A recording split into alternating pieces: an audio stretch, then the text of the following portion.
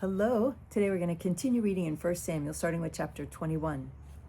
David went to Nob, to Ahimelech the priest. Ahimelech trembled when he met him and asked, "Why are you alone? Why is no one with you?" David answered Ahimelech the priest, "The king charged me with a certain matter and said to me, 'No one is to know anything about your mission and your instructions. As for my men, I have told them to meet me at a certain place. Now then, what do you have on hand? Give me 5 loaves of bread, or whatever you can find." But the priest answered David, "I don't have any ordinary bread on hand. However, there is some consecrated bread here, provided the men have kept themselves from women." David replied, "Indeed, women have been kept from us as usual whenever I set out. The men's things are holy, even on missions that are not holy. How much more so today?" So the priest gave him the consecrated bread, since there was no bread there except the bread of the presence that had been removed from before the Lord and replaced by hot bread on the day it was taken away. Now one of Saul's servants was there that day, detained before the Lord. He was Doeg the Edomite, Saul's head shepherd. David asked Ahimelech, "Don't you have a spear or a sword here?" "I haven't brought my sword or any other weapon because the king's business was urgent." The priest replied, "The sword of Goliath, the Philistine, whom you killed in the valley of Elah, is here. It is wrapped in a cloth behind the ephod. If you want it, take it. There's no sword here but that one." David said, "There is none like it. Give it to me." That day David fled from Saul and went to Achish, king of Gath. But the servants of Achish said to him, "Isn't this David the king of the land? Isn't he the one they sing about in their dances? Saul has slain his thousands and David his 10,000s." David took these words to heart and was very much afraid of Achish, king of Gath. Oh, and now we break and read Psalm 56. "Be merciful to me, O God, for men hotly pursue me. All day long they press their attack. My slanderers pursue me all day long.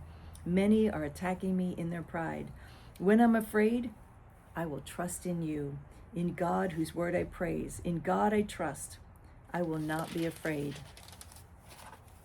What can mortal man do to me? All day long they twist my words. They are always plotting to harm me. They conspire, they lurk, they watch my steps, eager to take my life. On no account let them escape. In your anger, O God, bring down the nations. Record my lament. List my tears on your scrolls. Are they not in your record? Then my enemies will turn back when I call for help. By this I know that God is for me. In God, whose word I praise. In the Lord, whose word I praise. In God I trust. I will not be afraid. What can man do to me? I am under vows to you, O God. I will present my thank offerings to you. For you have delivered me from death and my feet from stumbling, that I may walk before God in the light of life." 1 Samuel 21:13. So he pretended to be insane in their presence, and while he was in their hands, he acted like a madman, making marks on the doors of the gate and letting saliva run down his beard. Achish said to his servants, "Look at that man. He's insane. Why bring him to me? Am I so short of madmen that you have to bring this fellow here to carry on like this in front of me? Must this man come into my house?" That's funny. All right, Psalm 34. "I will extol the Lord at all times. His praise will always be on my lips. My soul will boast in the Lord. Let the afflicted hear and rejoice. Glorify the Lord with me. Let us exalt his name together. I sought the Lord, and he answered me. He delivered me from all my fears. Those who look to him are radiant. Their faces are never covered with shame." I hold on to that scripture all the time. I hold on to that right there. I sought the Lord, and he answered me. He delivered me from all my fears.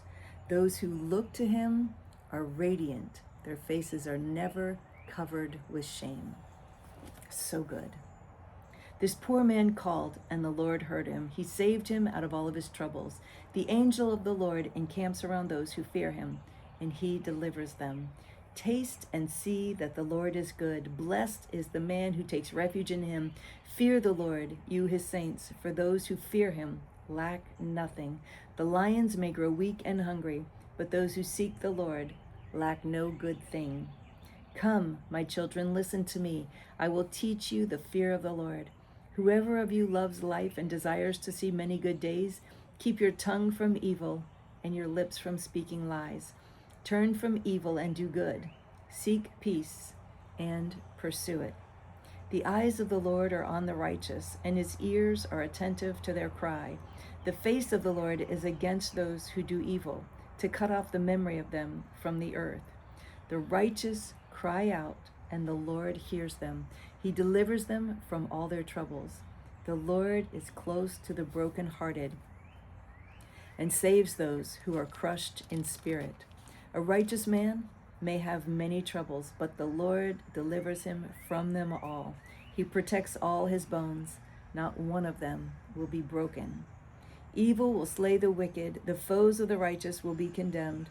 The Lord redeems his servants. No one will be condemned who takes refuge in him.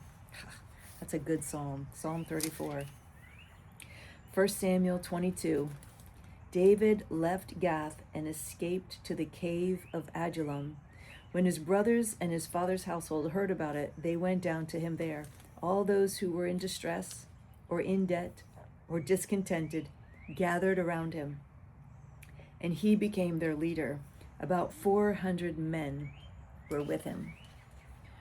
Okay, we're going to keep reading, but that scripture right there, the people that are following David right now are all those who were in distress, in debt, or discontented, gathered around him. Those are his people right now. Those are his people. But watch, that's what's so fun. Watch and see, those become his mighty men. When he becomes king, those are his mighty men. I love this part. Okay, so now we break again, Psalm 142. I cry aloud to the Lord. I lift up my voice to the Lord for mercy. I pour out my complaint before him. Before him, I tell my trouble. When my spirit grows faint within me, it is you who know my way.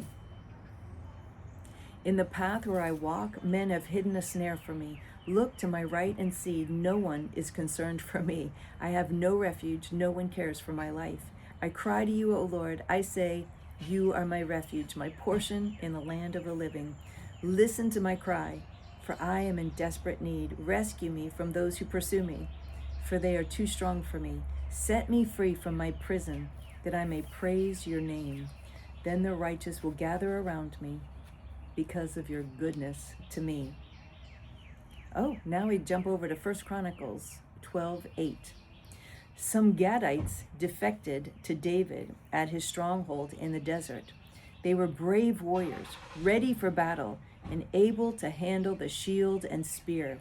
Their faces were the faces of lions, and they were as swift as gazelles in the mountains. Okay, there's some people. That's great. Ezer was the chief, Obadiah the second in command, Eliab the third, Mishmanah the fourth, Jeremiah the fifth, Attai the sixth, Eliel the seventh, Johanan the eighth, Elzabad the ninth, Jeremiah the 10th, and Macbani the 11th.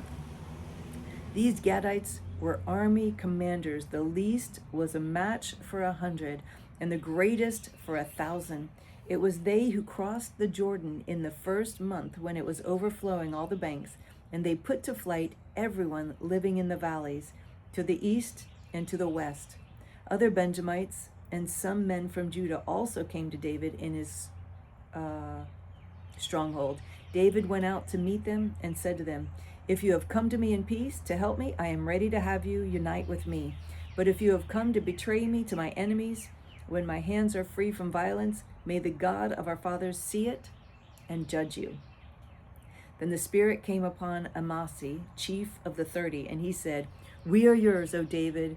We are with you, O son of Jesse. Success, success to you, and success to those who help you, for your God will help you. So David received them and made them leaders of his raiding bands. Now we go back to 1 Samuel 22. From there, David went to Mizpah in Moab and said to the king of Moab, would you let my father and mother come and stay with you until I learn what God will do for me? So he left them with the king of Moab, and they stayed with him as long as David was in the stronghold. But the prophet Gad said to David, "Do not stay in the stronghold. Go into the land of Judah." So David left and went to the forest of Hereth. Okay, tomorrow we'll continue reading in 1 Samuel 22. So thank you for joining me. It's always a pleasure to read with you. I love the story of David. This is fun for me. I don't fully understand it, but I love to read it. Read about God's chosen and anointed, God's beloved. David means beloved. David was God's beloved, and so are you, God's beloved. So reading about David is hearing about the favor, just a little drop in the bucket of the favor and the blessing that's on your life as well. So all the favor and the blessing that's on David's life, you have, and more. And more. Because everything, all the blessing and favor on Jesus' life is in you. So that's just really fun. So thank you for joining me. It's always a pleasure to read with you. I love you so much. I look forward to reading with you again tomorrow. Bye.